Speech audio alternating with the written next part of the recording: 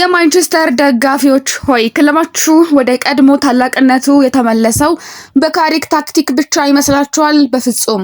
ከካሪክ ጀርባ ሆኖ ዩናይትድን በድብቅ የሚዘውረው ተጫዋቾችን እንደ ሮቦት የሚያንቀሳቅሰውና በኳስ እውቀቱ ሊቅ የተባለው ሚስጥራዊ የዩናይትድ መሳሪያ በመጨረሻም ታውቋል። የእግር ኳስ ዓለምን አውራዎች ያንቀጠቀጠው እንደነ ሆዜ ሞሪኒዮና አንቶኒዮ ኮንቴ ያሉ ቁንጮ አሰልጣኞች ያለ እርሱ አይሆንልንም ያሉት ያለቀሱለት ያ አስፈሪ ሰው አሁን በኦልድ ትራፎርድ የኋለኛው ክፍል ተቆጣጥሮታል። እርሱ ማን ነው? ዩናይትድንስ እንዴት በ5 ወር ውስጥ ቀየረው? እስከ መጨረሻው አብራችሁን ቆዩ። ይህ ሰው እንግዲህ በርካቶችን ትኩረት ስቧል። ሚዲያን ብዛም እንደማይወድ ይነገርለታል።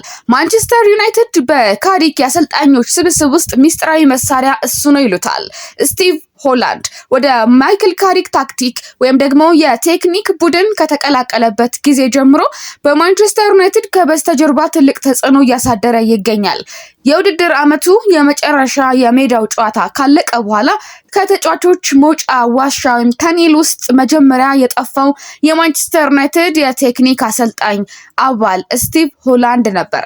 ሆላንድ ወደ መልበሻ ክፍል ከማምራቱ በፊት ደጋፊዎቹን በጭብጨባ አሰናብቷል። ይህ የ56 ዓመት ዕድሜ ባለጸጋ ሆን ብሎ ከሚዲያ እይታ መራቅን ይመርጣል። በስራ ዘመኑ ሁሉ የጋዜጠኞችን ትኩረት ለመሳብ ሞክሮ አያውቅም።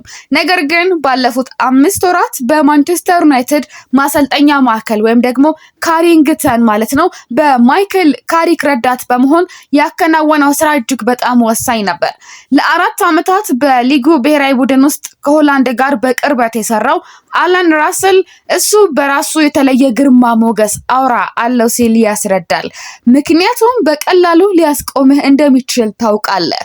ይህ ደግሞ መጥፎ ስለሆነ ሳይሆን ማንም ሰው የማይረባ ነገር ሲያወራ ስለማይወድ ነው ይለዋል። በኢንተርኔት ላይ ስለ ሆላንድ የሚገኙት ጥቂት ቃለመጠይቆች ብቻ ቢሆኑም የቀድሞ የስራ ባልደረቦቹ ግን ሁሉም ሰው ትልቅ አክብሮት ስለሚሰጠውና በከፍተኛ ደረጃ ስለሚያየው የዚህ አሰልጣኝ ማንነት ግንዛቤ ሊሰጡን ይችላሉ። እሱ ሊቅ ነው ይሉታል። ራስል ለማንቸስተር ኢቭኒንግ ኒውስ ሲናገር እርሱ እውነትም ሊቅ ነው። እኔ አሁን የምሰራበትና የማሰለጥንበት መንገድ 75% የመጣው ከስቲቭ ሆላንድ ነው ብሏል። የልምምድ ክፍለ ጊዜዎችን የሚያዘጋጅበት የሚመራበትና ከልምምድ በኋላ ግምገማ የሚያደርግበት መንገድ የተለየ ነው። በተለይ ደግሞ ከስራ ባልደረቦቹ ጋር በአጠቃላይ ባለው ሂደት ውስጥ እንግዲህ በጣም የተለየ ነገሮችን እንደሚያሳይ ይታወቃል። ከተጫዋቾቹ ጋር የሚግባባበት መንገድም አስደናቂ ነው። ማይክል ካሪክ በጣም እድለኛ ነው። ስቲቭን በመምረጡ ጥበበኛ ውሳኔ ወስኗል። እሱ በጣም ታማኝ ባለሙያና ለዝርዝር ነገሮች ትልቅ ትኩረት የሚሰጥ ሰው ነው ይሉታል። መጀመሪያ ወደ እንግሊዝ ብሔራዊ ቡድን ስገባ ስቲቭ ሲያሰለጥናቸው ነበር አለ። ይህ ሰው በልምምድ ሜዳ ላይ ይህን ሁሉ ነገር እንዴት ያስታውሳል ብዬ አስቤም ነበር። ምንም እንኳን ካሪክም ሆነ ቴክኒካል ዳይሬክተሩ ጄሰን ዊልኮክስ ከዚህ ቀደም ከሆላንድ ጋር አብረው ባይሰሩም የውስጥ ምንጮች እንደሚሉት ግን እሱን የመረጡት በጊዜያዊ አሰልጣኞች ስር በመስራት ባለው ሰፊ ልምድና ባስመዘገበው ስኬት ተስበው ነው። ካሪክ ሆላንድን በጣም ጥበበኛ ሰው ሲል የገለጸው ሲሆን ዩናይትድ ውድድሩ ሊጠናቀቅ 3 ጨዋታዎች እየቀሩት ለቻምፒየንስ ሊግ ማለፉን ባረጋገጠበት ተከታታይ ጨዋታዎች ላይ 2 በየጨዋታው መሃል ዘወትር ይግባቡም ነበረ። ራስል በእንግሊዝ ብሔራዊ ቡድን የአጥቂና የቆሙ ኳሶች ወይም ደግሞ ሴት ፒስ አሰልጣኝ በነበረበት ወቅት ከሆላንድ አመራር ወይም ደግሞ ከሆላንድ ጋር በጣም ተቀራርቦ ነበር። ታዲያ ስለ ሆላንድ የጨዋታ ውስጥ አመራር ሲናገር በትክክለኛው ሰዓት ጣልቃ በመግባት መልእክቱን የማስተላለፍ ብቃቱ አስደናቂ ነው ይለዋል። በ2018 የዓለም ዋንጫ በመጀመሪያው አጋማሽ ከቪዲዮ ተንታኞች ጋር ወደ ላይ ወጣ ነበረና በዚህም በረፍት ሰዓት ወደ ታች ወርጄ 3 የኳስ ይዞታ ወይም ኢን ፖዚሽን እና 3 የኳስ የሌለን ወይም ደግሞ አውት ኦፍ ፖዚሽን ቁልፍ ነጥቦችን ለአሰልጣኞች ለማቅረብ እዘጋጅ ነበር አለ።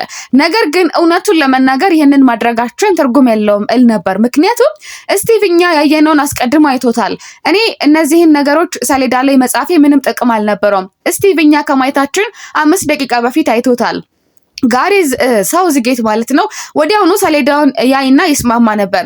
ስቲቭም ይስማማ ነበር። ምክንያቱም እኔ የማነሳቸው ነጥቦች ሁልጊዜም ጥሩ ነበሩ። ነገር ግን እሱ የራሱ ትንሽ ማስታወሻ ደብተር ነበረችው። የሰውየው ጥንካሬ እሱ ነው ይለዋል ስለ ስቲቭ ሆላንድ ሲናገር። አንተ ያየኸውን ነገር ይቀበላል፣ ነገር ግን በእነዚያ ሁሉ ዓመታት ባካበተው ልምድና በለሰለሰው አይኑ ያየውን ነገር በፍጹም አትጠራጠርም ስል ነው አይኑ ይለዋል። በትዕቢት ሳይሆን ባለው እውቀትና መረጃን በትክክለኛው ቃና የማስተላለፍ ብቃቱ የተነሳ ዝም ብለህ ታምነዋለህ። በካሪክ የአሰልጣኞች ቡድን ውስጥ የሚገኘው ትራቪስ ቢኒዮን በዩናይትድ ጨዋታዎች ወቅት ከተንታኞች ጋር አብሮ የሚቀመጥ ሲሆን ሆላንድ ደግሞ ለመጀመሪያው አጋማሽ ማጠናቀቂያ ፊሽካ ሲነፋ ማስታወሻ ደብተሩን ይዞ ከካሪክ ጎን እየተራመደ ሲሄድ በተደጋጋሚ ታይቷል። ሃሪ ማጓየር ሆላንድ በካሪንግተን ለተጫዋቾች መሰረታዊ ነገሮችን በማስተማር ረገድ ያለውን ሚና ያደነቀ ሲሆን ሜሰን ማውንት ደግሞ እሱን የእግር ኳስ አእምሮና ሰፊ ልምድ ያለው ልዩ ሰው ሲል ገልጾታል። የሆላንድ መልእክት ቀላል ግን በጣም ውጤታማ እንደሆነ ይነገራል። ራስል ሲቀጥል ይህን መሰል ነገር ግን ብዙ ጊዜ አይታይም። በአሁኑ ጊዜ መሆን የማይገባውን ነገር በማካበድና በማወሳሰብ ነገሮችን ለማሳመር የሚሞክሩ በጣም ብዙ አሰልጣኞች አሉ። ስቲቭ የዚያ ዘመን ወይም የዚህ ባህሪ አይነት ሰው አይደለም ይለዋል። ሊተላለፍ የሚገባውን መልእክት ያለምንም አላስፈላጊ ወሬ የማስተላለፍ ብቃቱ ትልቅ ጥንካሬ ነው። ነገር ግን ይህንን ሁልጊዜ የሚያደርገው በአክብሮት ነው። እሱ በጣም አክብሮት ያለው ሰው ነው ይሉታል። በእግር ኳስ ውስጥ ረዥም ጊዜ ስለቆየ ሰዎች የሚያወሩትን የማይረባ ወሬ መስማት አያስፈልገውም። በማንኛውም ክፍል ውስጥ ያለውን ውዥንብር ሰብሮ በመግባት በጣም ኃይለኛውን መልእክት ሊሰጥ ይችላል። እኔም እወደዋለሁ። በእውነት እወደዋለሁ። እሱ አስደናቂ ይመስለኛል ሲል ተናግሯል።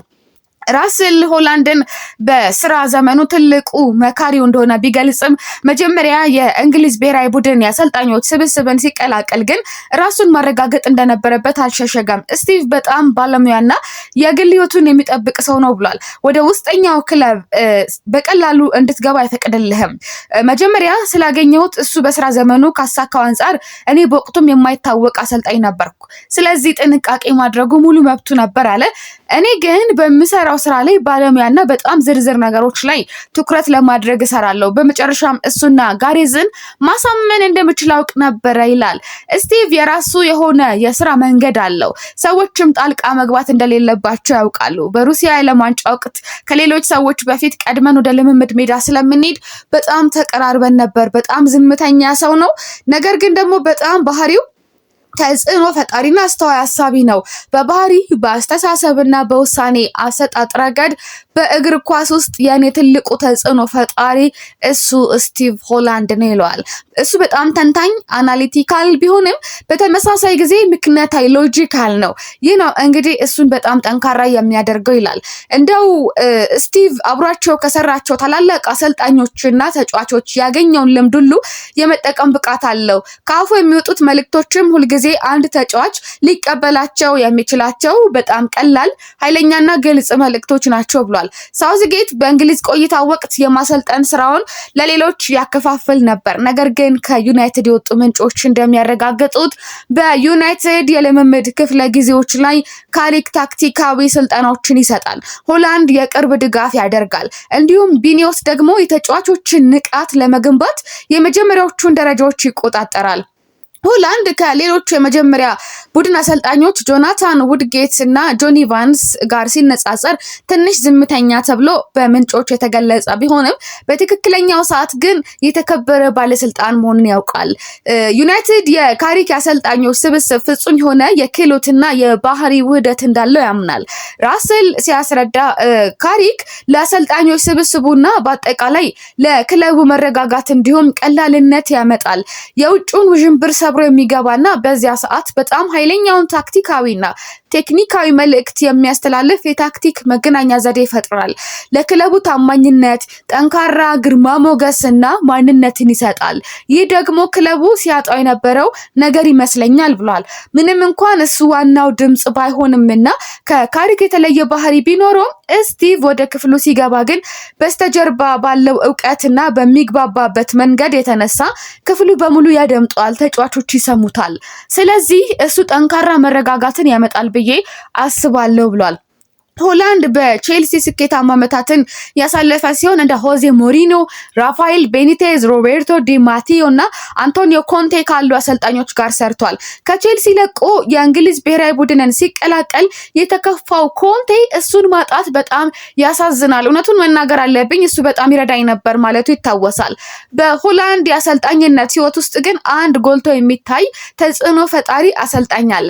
ራስል ለጥያቄ ወዲያውኑ መልስ ለመስጠት እሱ ሞሪኖ ነው ብሏል።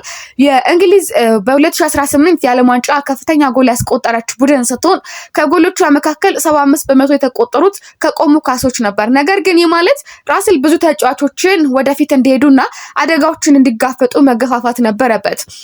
እንደ ፕራግማቲክ ወይም ተግባራዊና ጥንቁቅ አሳቢ ሆላንድን በሜዳው ዳርቻ ላይ የልብ ትርታውን እንዲጨምር ያደርገውም ነበር ብሏል።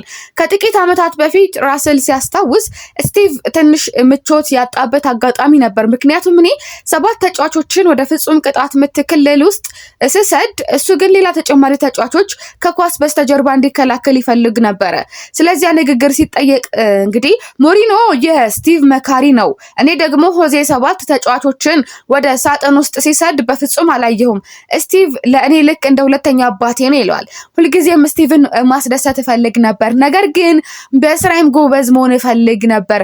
አደጋ መጋፈጥ በሚያስፈልገኝ ጊዜ ደግሞ አደጋ እንድጋፈጥ በደንብ ይገፋፋኝ ነበር። እናም እሱ የማይወድባቸው ጊዜያት እንዳሉ አውቅ ነበር፣ ነገር ግን በራሴ የተማመን ነበር በውሳኔ አሰጣጤ ሲል ተናግሯል ማለት ነው። ታዲያ በማንቸስተር ዩናይትድስ ይሄንን መረጋጋት እንዴት ሊመጣ ቻለ ብላችሁ ካሰባችሁ ያለምንም ጥርጣሬ እንግዲህ ማንቸስተር ዩናይትድ ይሄንን ሰው ማግኘቱ የበለጠ አድቫንቴጅ እንዲኖር አድርጎለታል። እሱ ዝም ብሎ አሰልጣኝ አይደለም፣ አስደናቂ ሰው ነው ይሉታል።